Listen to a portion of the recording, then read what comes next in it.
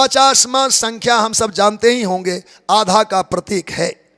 अगर 100 रुपया किसी के पास हो, 50 खर्च दिया तो कितना बचा? 50। क्या कहेंगे? तिहाई, चौथाई, आधा। 100 में से 50 खर्चने के बाद बचा हुआ 50 आधा ही है। प्रेमियों, 100 रुपया वाला 50 खर्च लिया तो 50 बचा, उसको हम कहते हैं आधा। और यह 50वां अध्याय हम सबको प्रेरित करता है, शतम जीवेम सरदहा, 100 वर्षों तक जीने की तो हम मांग करते हैं, तो ज्यादा कहां से? शतम जीवेम सरदहा, 100 वर्षों की आयु वाला मानव 50 वर्ष की आयु अगर भोग लिया हो तो एक बात जरूर विचार करें, हमने आधा खर्च दिया है।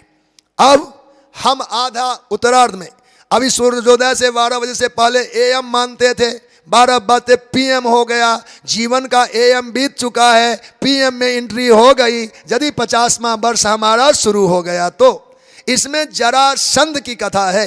जरा नाम बुढ़ापा का, संध नाम संधि का। 50वें वर्ष पूरे होते ही जरा की संधि हो ही जाती है, बुढ़ापा का कोई ना कोई चिन्ह प्रकट होना आरंभ हो जाता है। उसकी कठोरता तो बाद में प्रतीत होती है, पर लक्षण प्रकट हो जाते हैं। ये जरासंध की कथा है। तो 50वें वर्ष बीत जाए तो जरा की संधि होगी ही, और होगी तो सावधानी चाहिए। सावधानी क्या है? इसमें अस्थि और प्राप्ति।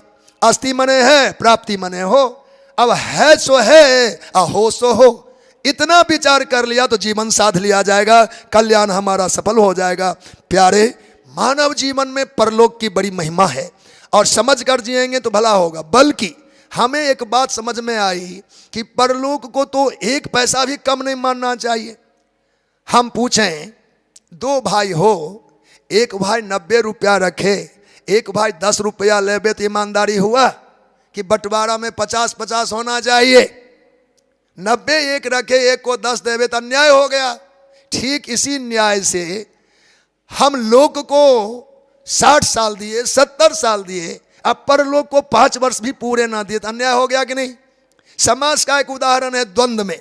द्वंद्व समाज जब हम लोग पढ़ते हैं तो उसका उदाहरण जो है, दोनों खंड प्रधान होता है। लोटा डोरी, दाल भात, दिन रात, सुख दुख, गरीब अमीर, उसी के उदाहरण में आता है लोक परलोक। लोक परलोक अब हम में समझ में आया, दोनों खंड प्रधान, 1 पैसा कम नहीं, 1 पैसा ज्यादा नहीं। लोक और परलोक द्वंद्व समास का उदाहरण है।